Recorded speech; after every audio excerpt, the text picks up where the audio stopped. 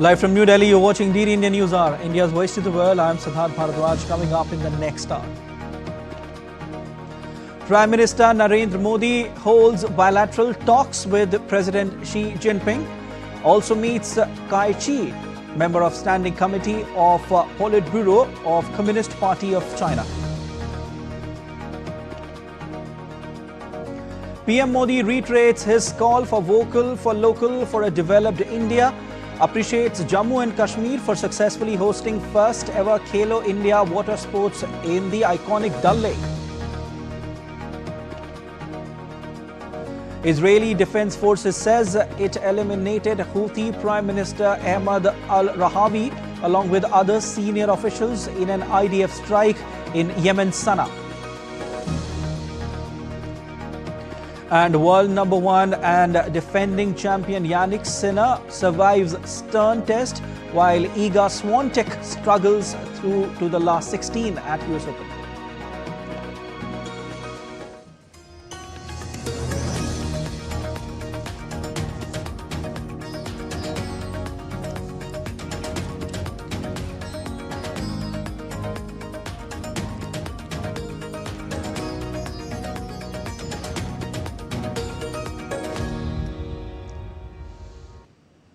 Prime Minister Narendra Modi held bilateral talks with Chinese President Xi Jinping in China's Tianjin. Congratulating President Xi for successfully hosting the SCO summit, PM Modi emphasized the commitment to taking the India-China ties forward based on mutual trust, respect and sensitivity. He also mentioned the recent agreement between the special representatives of the two nations regarding border management. PM Modi appreciated the progress made on several fronts of ties and peace on the border post disengagements. He also spoke about the beginning of the Kailash Mansarovar Yatra and touched upon the beginning of direct flight connectivity between the two countries. The two leaders last met in October in Kazan, Russia on the sidelines of BRICS summit. Excellency, हमारे गर्मजोशी भरे स्वागत के लिए मैं आपका हृदय से आभार व्यक्त करता हूं। पिछले वर्ष कयान में हमारी बहुत ही सार्थक चर्चा हुई थी। हमारे संबंधों को एक सकारात्मक दिशा मिली।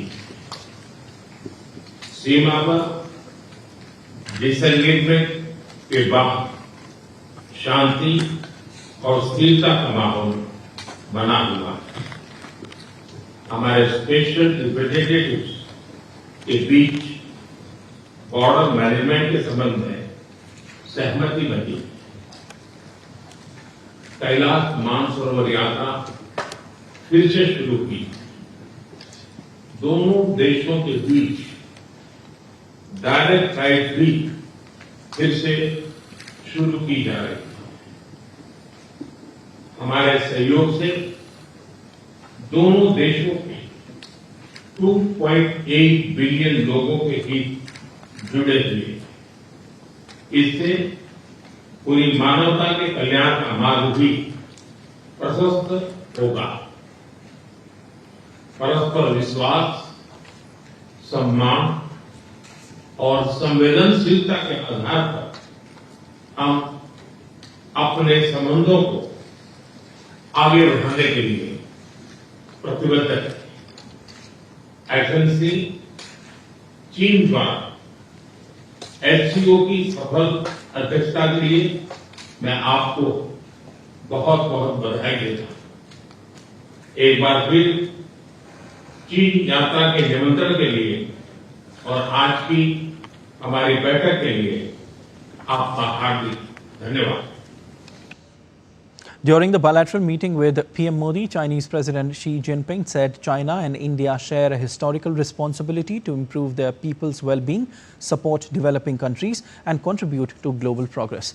It is wise for both countries to maintain friendly, cooperative relations and support each other's success, symbolized by the dragon and elephant coming together. The world today is swept by one-single-centric transformations. The international situation is both fluid and chaotic. China and India are two ancient civilizations in the East.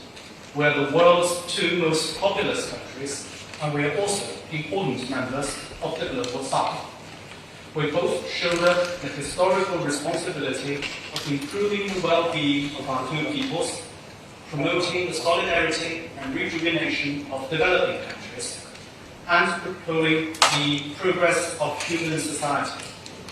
It is the right choice for both sides to be friends who have good neighborly and amicable ties, partners who enable each other's success, and to have the dragon and the elephant dance together. Prime Minister Narendra Modi also met with Kai Chi, member of Standing Committee of Politburo of Communist Party of China.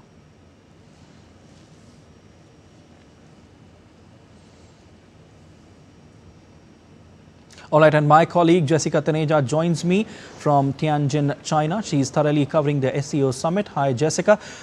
Take us through Prime Minister Narendra Modi's engagements today and also key takeaways from PM Modi and President Xi Jinping's meeting, which happened earlier in the day.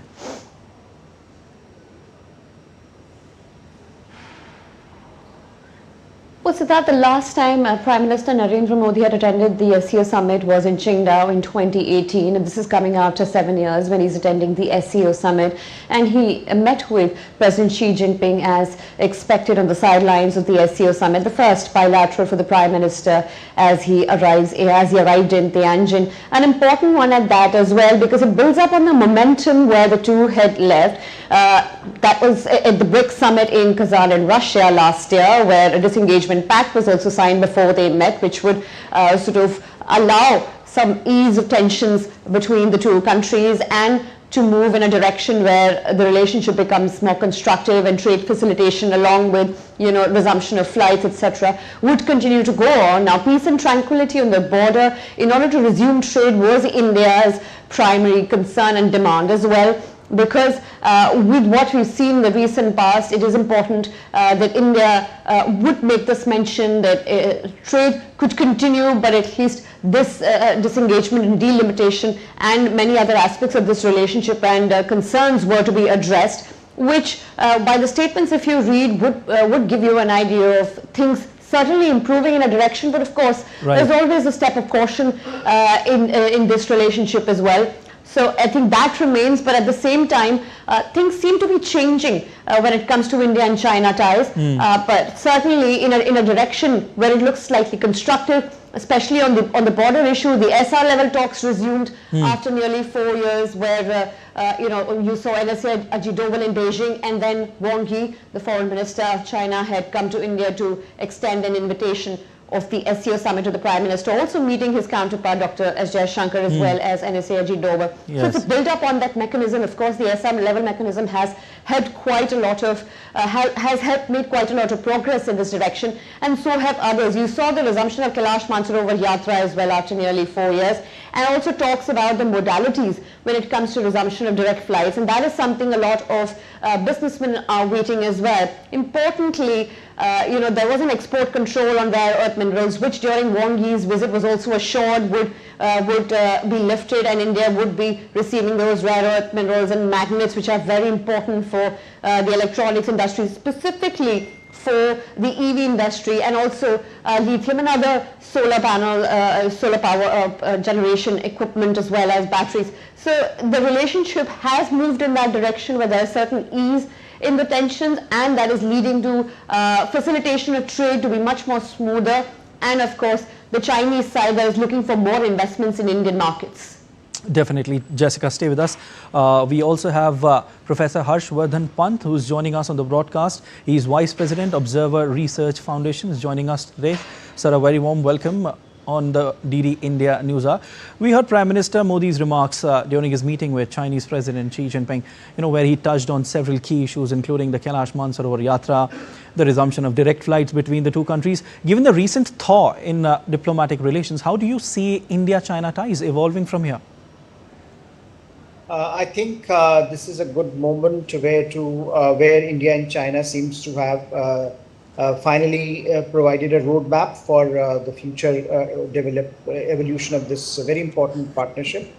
For India, this is a very important relationship, given China being India's most important neighbor. For China, this is important because China is looking for newer markets as the older markets in the West dry up for China. So there is as the Chinese say, win-win here, which should be explored and exploited by both sides. And that is exactly what the Prime Minister also tried to do during his visit. The question certainly going forward would be how committed Chinese are to this roadmap. In the past, we have seen Chinese go back on their words, whether they can continue to work around the framework that the two leaders have evolved. That will be a big test of their commitment, of their resolve in taking India-China relations to a new level after the downward slide we had seen post Galwan. So I think both sides are signaling that they are ready to move on. Both sides are signaling that they are ready to cooperate. The question, I think, for many in India would be whether China will stick to both the letter and the spirit of the statement and letter and the spirit of the relationship as it has been embodied now in the statements of the Prime Minister and President Xi. A big test of China's commitment. That's what our guest is saying. I would like to go back to our correspondent Jessica Taneja, who is there in Tianjin. Jessica, since its inception, the SCO summit has focused on countering terrorism, extremism, separatism. What is there this time around? What can we expect? Well, it will be an extension of the agreements as well as the proposed projects and initiatives that they have taken forward. For example, for India, the rights of the regional anti-terror system or the mechanism is important, and these are kind of initiatives that India also agreed upon, given the kind of spate of terror attacks that India has witnessed, recent one in Pahalgam, in Jammu and Kashmir. So certainly there are a lot of initiatives that center around how to combat terrorism, because that is what concerns most of these countries. And if you look at the other member nations as well, and you have and all the dialogue partners and observers as well, you have Armenia and Azerbaijan as well, and you have Iran as well as other countries. So of course many countries witnessing conflict at the same time, and of course for India, importantly, it's a matter of concern when it comes to including the fact that India has been at the receiving end of such terrorist attacks, and they need absolute condemnation, especially when it comes to this particular summit as well. You saw Defence Minister Rajnath Singh as well when he attended the SCO's Defence Ministers meet. He had particularly made a mention that Pahalgam terror attack should be mentioned, but that wasn't the case, and India didn't end up signing that declaration. So we'll have to wait and see as to how the entire proceedings go. But for India, it will be important to focus on how terrorist activities can be reduced or minimized with the help of other leaders, and what kind of coordination can go in to have that mechanism in place. Siddharth. Correct. Jessica and Professor Pant, stay with us. I'll just get back to you. Meanwhile, Prime Minister Narendra Modi met Chinese President Xi Jinping on the sidelines of summit of the leaders of the Shanghai Cooperation Organization in Tianjin. The two leaders welcomed the positive momentum and steady progress in bilateral relations since their last meeting in Kazan in October 2024. They reaffirmed that the two countries were development partners and not rivals.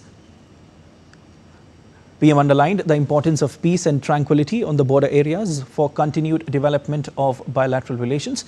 The two leaders noted with satisfaction the successful disengagement last year. They also noted the need to strengthen people-to-people ties through direct flights and visa facilitation, building on the resumption of Kailash Mansarovar Yatra and tourist visa. The PM noted that India and China both pursue strategic autonomy, and their relations should not be seen through a third country lens. PM Modi invited President Xi to the BRICS summit that India will be hosting in 2026. Prime Minister Modi also had a meeting with Mr. Kai Chi, member of the Standing Committee of the Politburo of Communist Party of China.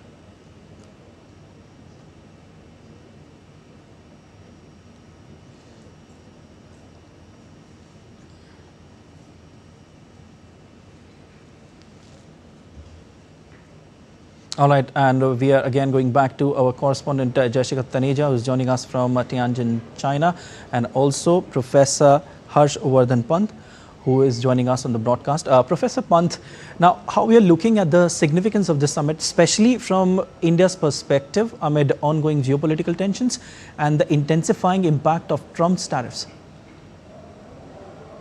I think India-China relationship has been improving since last October. Correct. The two nations came to an agreement on how can we move beyond the change of unilateral change of status quo that China had imposed during the Galwan crisis. So I think a lot that is happening in the India-China space has to be construed through that lens. What Mr. Trump's tariffs have done is to galvanize perhaps this process, because both China and India at this point in time need a greater sense of economic stability. Both are emerging economies, both are emerging economic powerhouses that require a certain predictability and that perhaps need to push back against the kind of volatility that President Trump is inducing into the global economic order. And that's why this meeting is so important. I don't think a large part of the world is looking at this, what is happening in China through the SCO lens. They are looking at what will happen here through the lens of India-China engagement.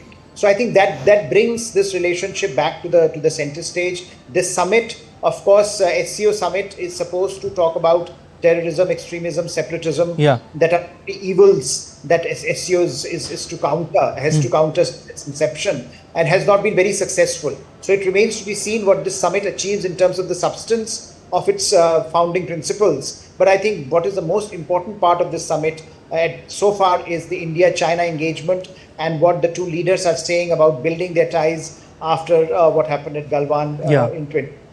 Correct. Jessica, I want to ask you that is this meeting between Prime Minister Narendra Modi and Chinese President Xi Jinping sending out a strong message to the global world? What's your analysis on this?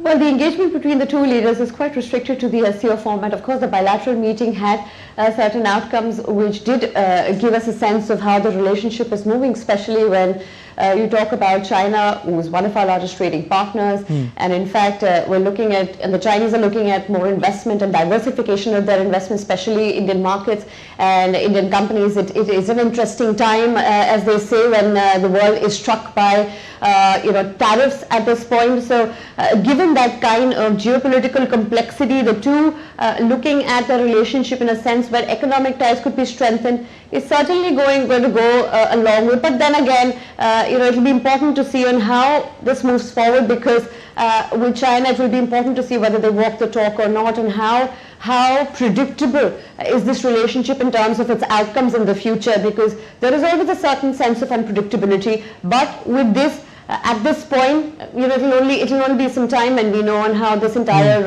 setup or mechanism works out. But from what we know, what we understand, when we're given to understand that the SR level talks resume, it certainly paved the way, at least to start off with the basics like resumptions of flight and the Kailash Mansarovar Yatra. So of course we'll have to wait and see on how the other issues are addressed so far. But what it does seem to be that the two leaders want to engage, on an economic front more and more, given the kind of uncertainties that surround the world today.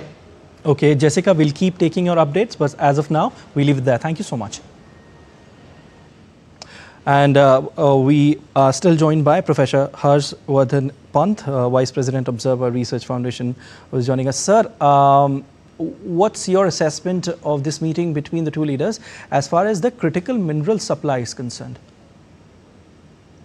I think what we have seen in the last few weeks is China gradually, at least in principle, saying that they will resume those supplies.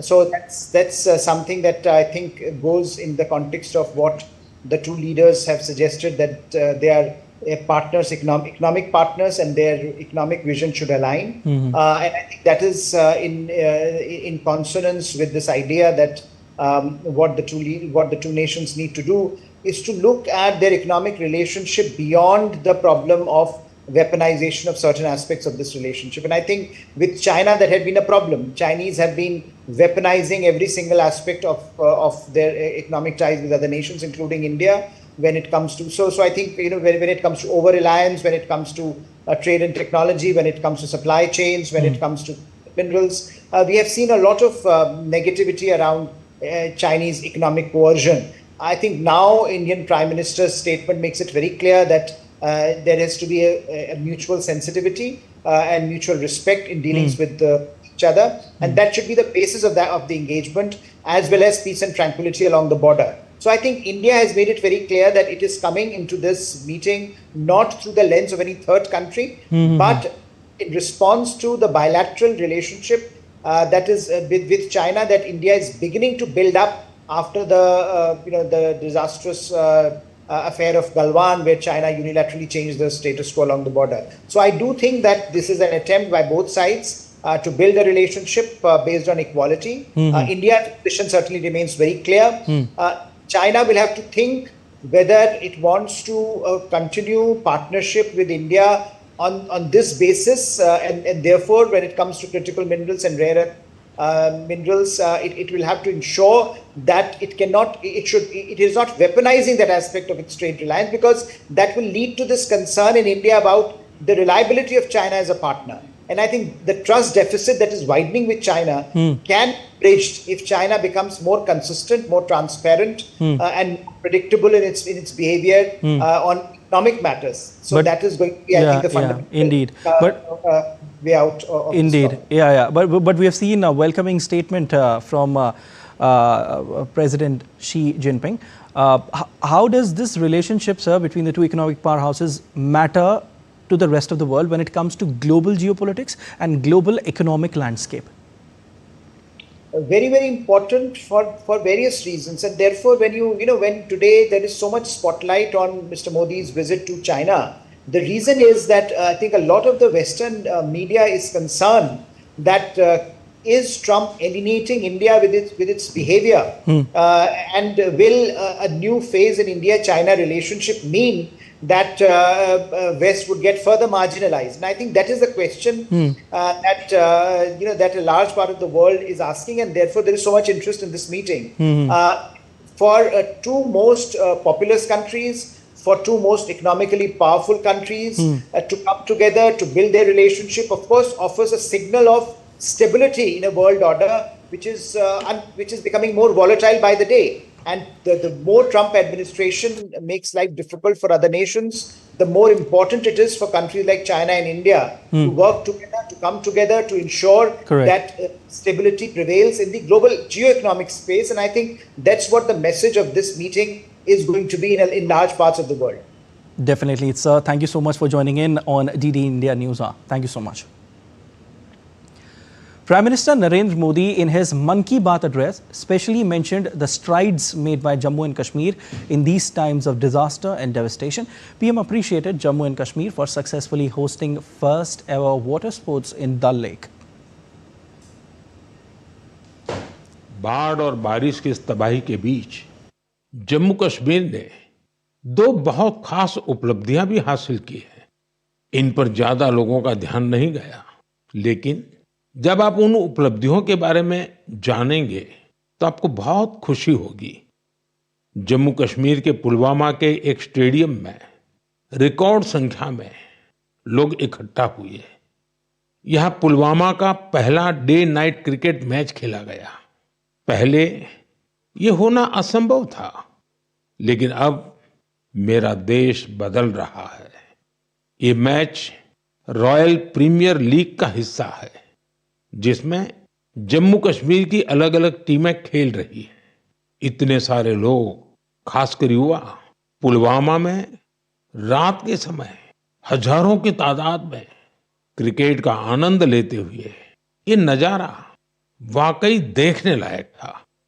साथियों, दूसरा आयोजन जिसने ध्यान खींचा वो है देश में हुआ पहला खेलो इंडिया वाटर स्पोर्ट्स फेस्टिवल, और वो भी श्रीनगर की डल झील पर हुआ। सचमुच ऐसा उत्सव आयोजित करने के लिए ये कितनी खास जगह है। इसका उद्देश्य है जम्मू कश्मीर में वाटर स्पोर्ट्स को और लोकप्रिय बनाना। इसमें पूरे भारत से 800 से अधिक एथलीट्स ने हिस्सा लिया। महिला एथलीट्स भी पीछे नहीं रही, उनकी भागीदारी भी लगभग पुरुषों के बराबर थी। मैं उन सभी खिलाड़ियों को बधाई देना चाहता हूं जिन्होंने इसमें भाग लिया। PM Modi once again reiterated his call of vocal for local during this festive season. He only gave one mantra: vocal for local, one path, Atmanirbhar Bharat, and one goal: developed India. उन त्योहारों में आपको स्वदेशी की बात कभी भी भूलनी नहीं है। उपहार वही जो भारत में बना हो, पहनावा वही जो भारत में बुना हो, सजावट वही जो भारत में बने सामान से हो, रोशनी वही जो भारत में बनी झालरों से हो, और भी ऐसा बहुत कुछ। जीवन की हर जरूरत में सब कुछ स्वदेशी हो। गर्व से कहो ये स्वदेशी है, गर्व से कहो ये स्वदेशी है, गर्व से कहो ये स्वदेशी है। इस भाव को लेकर हमें आगे चलना है। एक ही मंत्र, वोकल फॉर लोकल, एक ही रास्ता, आत्मनिर्भर भारत, एक ही लक्ष्य, विकसित Bharat. The Prime Minister of Yemen's Houthi government and several other ministers were killed in an Israeli strike on the capital Sana'a. The head of the Houthi Supreme Political Council said on Saturday in the first such attack to kill senior officials. Israel said on Friday that the airstrike had targeted the Iran-aligned group's chief of staff, defense minister and other senior officials, and that it was verifying the outcome. Ahmad Ghalib al-Rawi became prime minister around a year ago, but the de facto leader of the government was his deputy, Mohammad Mofta, who was assigned on Saturday to carry out the Prime Minister's duties. The Iran-backed Houthis, who have launched repeated drone and missile attacks on Israel since the Gaza conflict erupted in October 2023, vowed to avenge his death. Israel has been striking Houthi targets for months in response to the rebels' attacks, which they say are in support of the Palestinians in Gaza. The Israeli Defense Forces launched a strike on Hezbollah's military infrastructure, including underground infrastructure in southern Lebanon. In a post on X, the Israeli army claimed that the site and the activity within it constituted a violation of the understandings between Israel and Lebanon. Hezbollah was significantly weakened in the recent war with Israel, which resulted in the deaths of many of its top commanders and fighters. A US brokered ceasefire obliges the Lebanese state to disarm all non-state armed groups, including Hezbollah. Hamas confirmed on Saturday the death of its Gaza military chief Mohammad Sinwar a few months after Israel said it killed him in a strike in May. Hamas did not provide. The body of Israeli hostage Idan Sativi has been identified following a military operation in Gaza earlier this week that retrieved the remains of two hostages. On Friday, Prime Minister Benjamin Netanyahu's office had confirmed the recovery of Ian Uis's body, along with the remains of another individual whose identity was initially withheld but has now been confirmed as Shativi. With the recovery of Uis and Shativi, Israel now reports that 48 hostages remain in Gaza, with only 20 believed to be alive.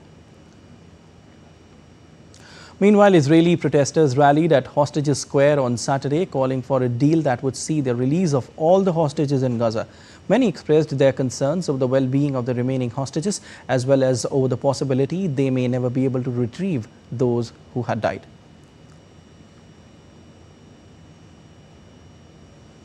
Indonesian President Prabowo Subianto on Saturday cancelled a planned trip to China as days of protests spread further outside the capital Jakarta, with several regional parliament buildings set ablaze. The Indonesian president had been due to attend a Victory Day parade in China on September 3rd to mark the 80th anniversary to end the World War II. Southeast Asia's biggest economy was rocked by protests in major cities, including the capital Jakarta on Friday, after footage spread of a motorcycle rider being run over by a police vehicle during a protest rally over lawmakers' pay. President Subianto has urged calm and ordered an investigation into the driver's death and that the officials involved be held accountable. Thousands of Australians took to the streets on Sunday participating in anti-immigration protests across the country. In Sydney, nearly 5,000 to 8,000 people gathered for the March for Australia rally, one of several demonstrations held in state and regional capitals. Protesters said they wanted a slowdown in immigration. Immigration is about our country bursting at the seams, and our government is bringing more and more people in. Our kids struggling to get homes. Our hospitals, we have to wait 7 hours. Our roads, there's lack of roads. They're just bursting at the seams. We have to slow down immigration, probably for 10 years so we can catch up in Australia. We just want to make it clear that we're not marching against any country or any religion. We're just standing against our government today for Australia and the way that they're handling things in this country. Meanwhile, a counter rally by Refugee Action Coalition, a community activist organization, took place near the Sydney March.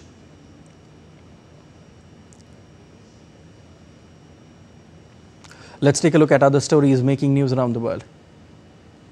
Empty beaches and soaring prices have raised concern for the tourism sector in Italy.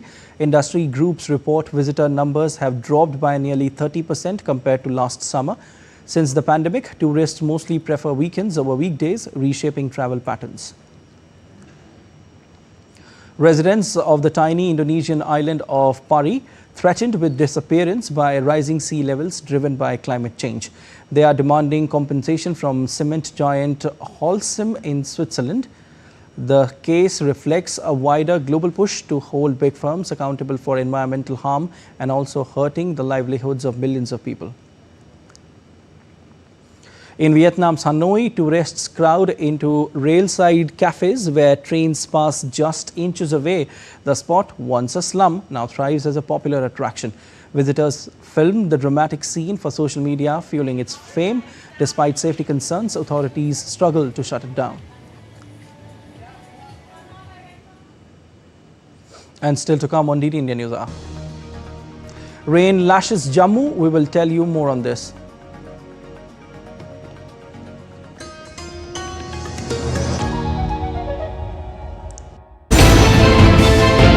Geopolitics and trade deals. Economic challenges amid development. Hard work and the path to prosperity. It's the economy always.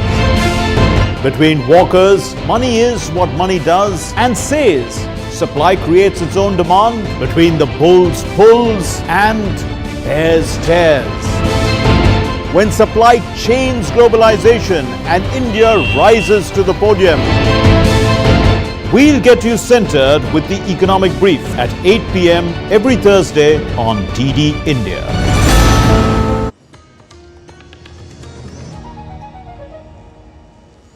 You're watching DD India NewsHour. I'm Siddharth Bharadwaj and a quick recap of headlines.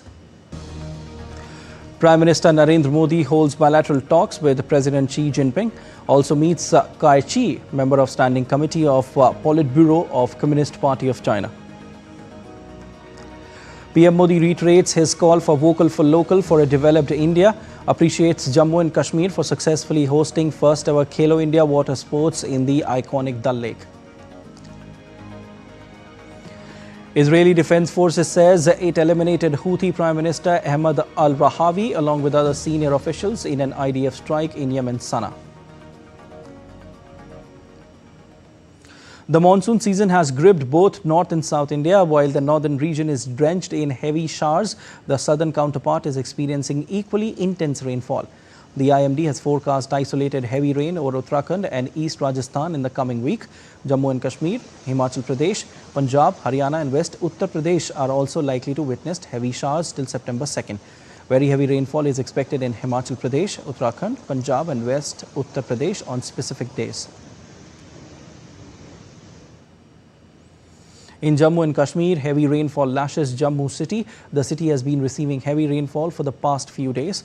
Union Minister Dr. Jitendra Singh reviewed restoration work on flood-hit Jammu-Srinagar National Highway in Udhampur. The union minister has said that after a strenuous joint effort by district administration and NHAI, the blocked Jammu-Srinagar National Highway at Baninala was opened for the passage of vehicles carrying essentials. But due to heavy rain, the earlier point that Thad has got blocked last night because of a landslide. He further added that despite inclement weather, work is going on round the clock.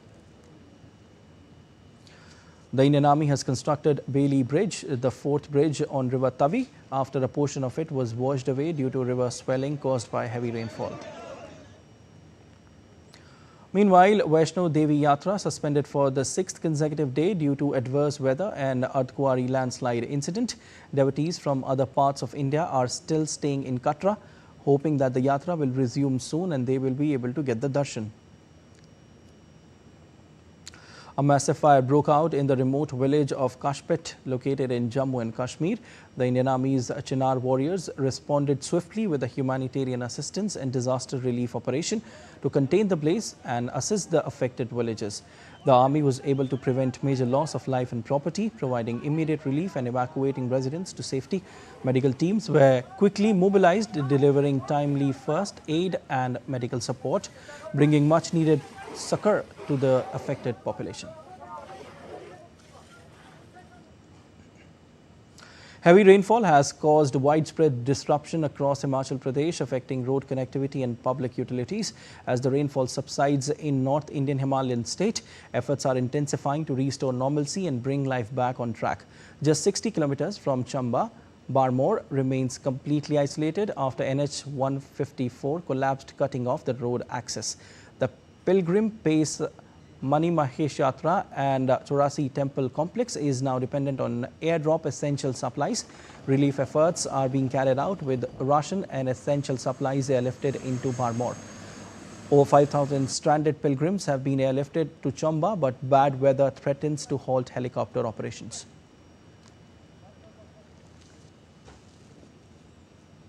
Have you ever wondered about the unsung heroes of Indian science? Those brilliant minds whose inventions shaped the modern world but remained largely forgotten. Tapas Bhattacharya with this report.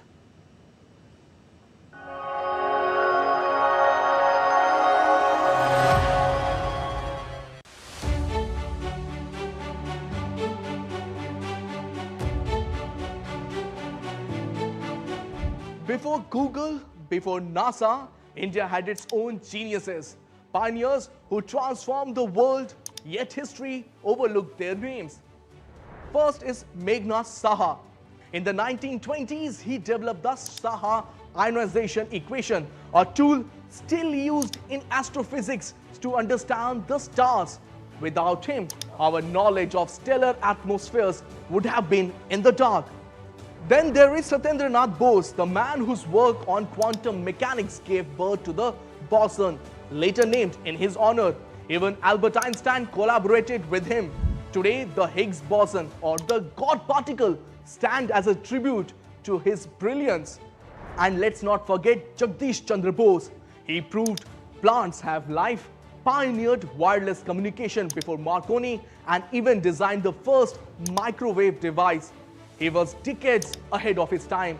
These were not just scientists, they were visionaries who laid the foundation for modern physics, communication, and space science. Yet, history often forgets their names. So the next time you hear about a big discovery, remember, India had its trailblazers long before the world caught up.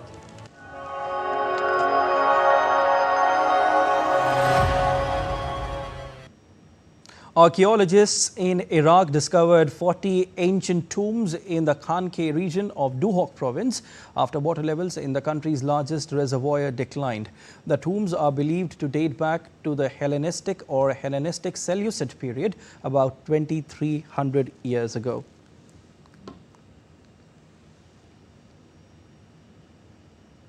In a sunlit studio at Argentina's Ramos Mejia Hospital, the strains of tango music fill the air as patients with Parkinson's disease take to the floor not for entertainment but for healing. For the past 15 years, over 200 patients have joined tango therapy workshops at the hospital to study the impact of the dance on the symptoms of this incurable neurodegenerative disease. Patients dance with healthy partners under the guidance of trained therapists, creating a safe and joyful space for recovery.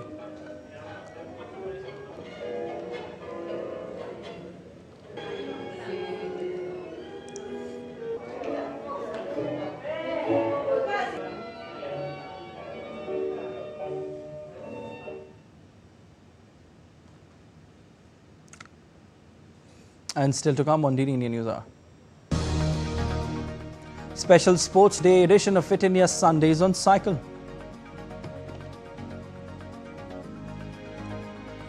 Asian Shooting Championship 2025, India record their most successful campaign.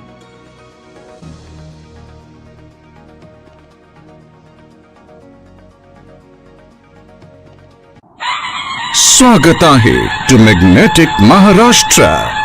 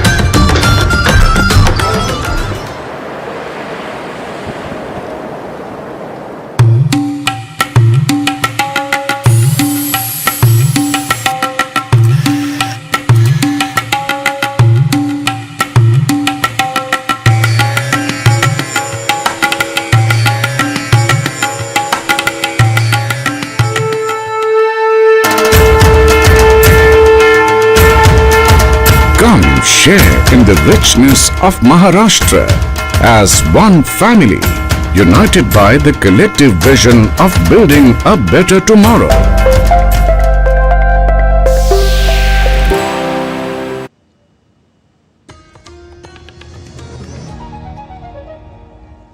You're watching DD India NewsHour. I'm Siddharth Bharadwaj, and time now for sport. And we will start with tennis.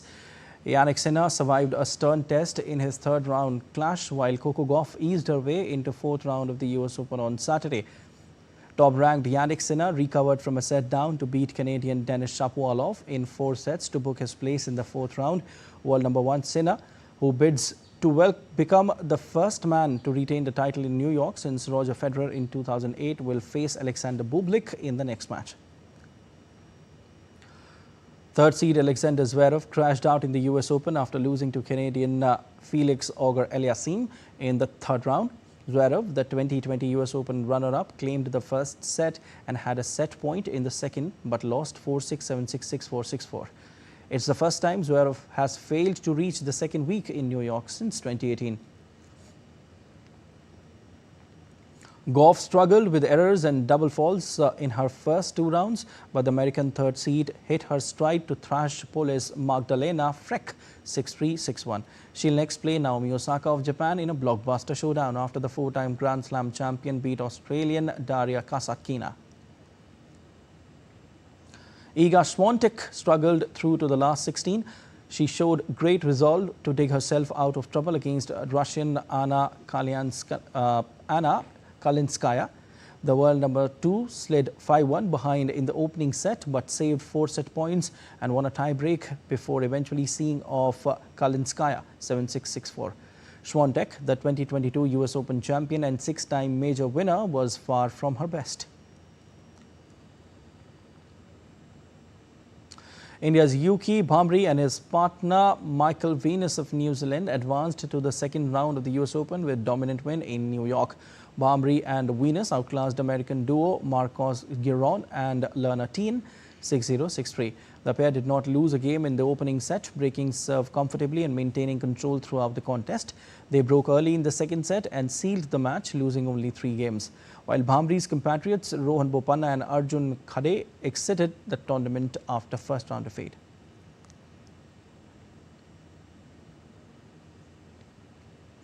Indian athletes ended the Commonwealth Weightlifting Championships in Ahmedabad with 13 senior medals, including 3 gold, 7 silver and 3 bronze.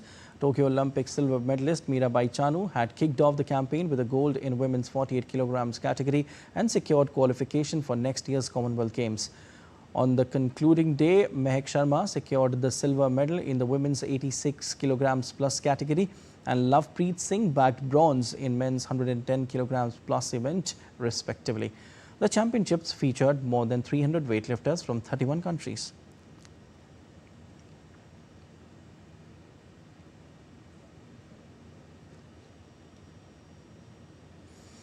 India recorded its most successful campaign at an Asian Shooting Championship with a final tally of 103 medals, including 52 golds, to finish first at the 16th Asian Shooting Championship in Kazakhstan. Host nation finished second, while China finished third in the medals tally of the 16th Asian Shooting Championship. Manu Bhakar won 3 bronze medals, while one of them coming in an individual event, the women's 10-meter air pistol. On the final day of the competition, Ankur Mittal produced a world record-breaking performance. The Indian shooter scored 107 hits across his 4 rounds to set a new world record. Ankur Mittal also combined with Bhanu Pratap Singh and Harshvardhan Kavya to win the team bronze in the double trap team event.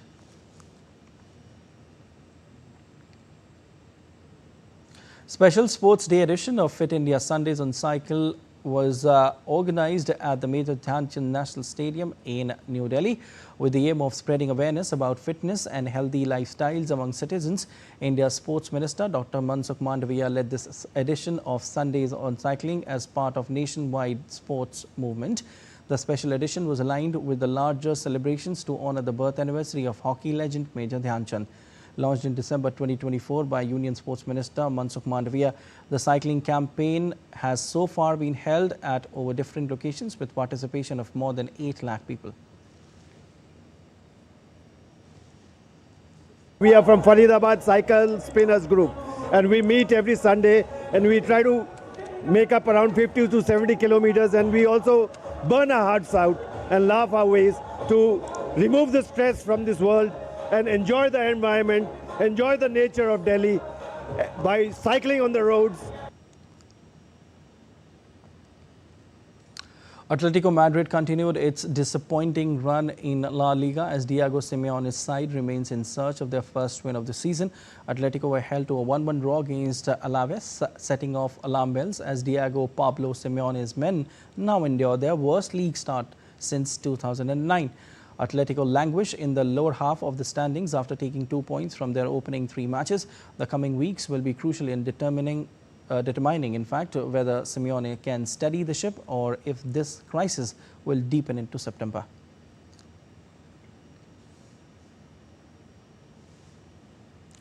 Brighton are ready to host Manchester City for their match week 3 clash in English Premier League this season. Brighton have had inconsistent results at the start of their season. They suffered a late setback on the opening day, having drawn 1-1 with Fulham. After that, they were beaten 2-0 by Everton in their second game. This week, however, they boosted their confidence with a 6-0 dominant victory against Oxford United in the Carabao Cup. Manchester City have also struggled with consistency. They won 4-0 against Wolverhampton Wanderers, but then lost 2-0 to Tottenham Hotspurs. They go into this game in 6th place and eager to win again, but they won't have an easy time in East Sussex. The dominant win over Wolves saw them getting back on track, but losing to Spurs certainly was a step back.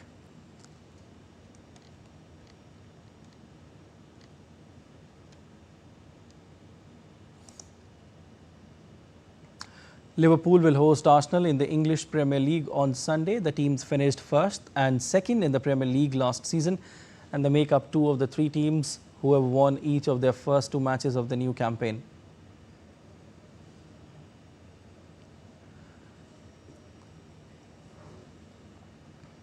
All right, we get you now the visuals of Prime Minister Narendra Modi interacting with Min Aung Hlaing, Senior General of Union of Myanmar.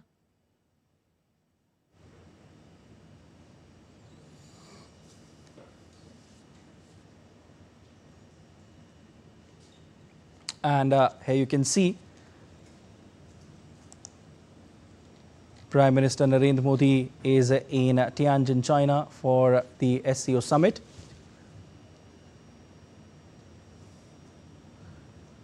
Earlier in the day, Prime Minister Narendra Modi had a meeting with Chinese President Xi Jinping, and these are the visuals that we are getting from you, for you in fact from China. Prime Minister Narendra Modi interacting with Min Aung Hlaing, Senior General of Union of Myanmar. And certainly, India's relations with the global world has seen a huge improvement, especially if we talk about in the past 10 to 11 years.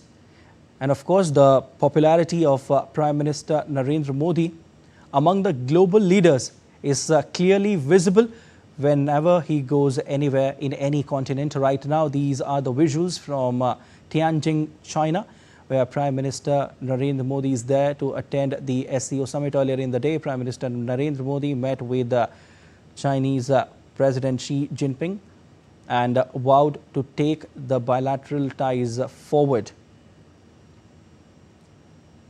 In fact, the statement from Chinese President was also welcoming. And these are the visuals that we are getting for you. PM Modi meeting with the Senior General of Myanmar, Min Aung Hlaing. Prime Minister Narendra Modi, for all our viewers of DD India who just tuned in to DD India, Prime Minister Narendra Modi is in Tianjin, China to attend the SCO summit. Earlier in the day, he also met with Chinese President Xi Jinping and vowed to take the ties forward. Moving on. Chicago Mayor Brandon Johnson signed an executive order on Saturday laying out initial plans for how the city will try to resist US President Trump's planned immigration crackdown in the coming days. The mayor's order provides guidance and directives to the city's agencies and law enforcement in the midst of escalating threats from the federal government. The mayor's order affirms that Chicago police will not collaborate with federal agents on joint law enforcement patrols, arrest operations, or other law enforcement duties, including civil immigration enforcement.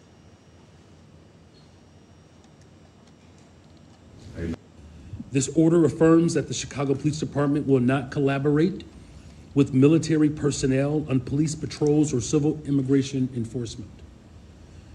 We will not have our police officers who are working hard every single day to drive down crime, deputized to do traffic stops and checkpoints for the president.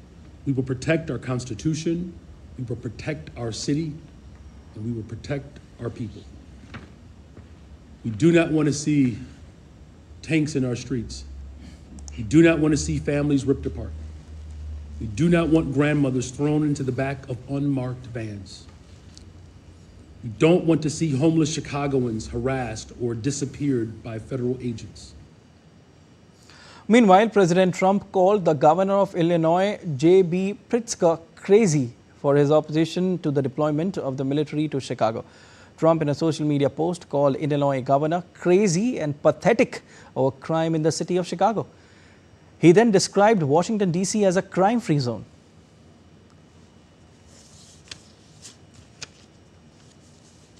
That's all for this edition of DD India NewsHour, but let us know your thoughts on the news of the day. For those on the go, you can get all the latest news and updates from India and across the world on DD India mobile app. The app is available on both Android and iOS platforms, and you can scan the QR code on your screens to download now. We'll be back with more news as it breaks here on DD India. I'm Siddharth Bharadwaj from all of us here in Delhi. Thanks for watching DD India NewsHour.